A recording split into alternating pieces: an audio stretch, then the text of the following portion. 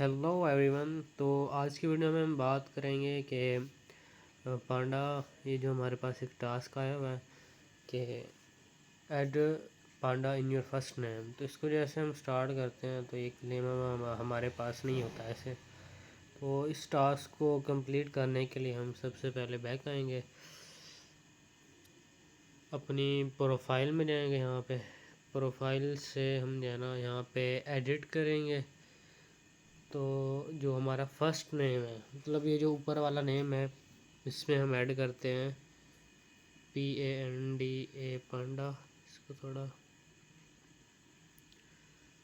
ये हमारे पास पांडा आ गया। यहाँ से स्पेस हटा देंगे, इसको यहाँ से ओके कर देंगे। तो देखें कि हमारा फर्स्ट नेम जो है ना ऊपर वाला है, सेकंड नेम नीचे वाला है, तो हमने फर्स्ट नेम में ऐड करना है। बैक आ जाएंगे, यहाँ से पांडा को ओपन करेंगे। तो इसको हम जैसे ही जो है ना स्टार्ट करेंगे, यहाँ पे क्लेम करते हैं। तो देखिए हमारे टास्क कंप्लीट हो गया है। ये हमारे पास ये पड़ा हुआ है, देखें इसके हमें जो है ना 2500 पांडास मिले हैं।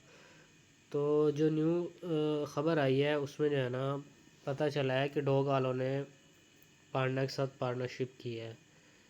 तो जो सबको ही पता है कि डॉग्स ने हमें कितना जो है ना प्रॉफिट दिया है।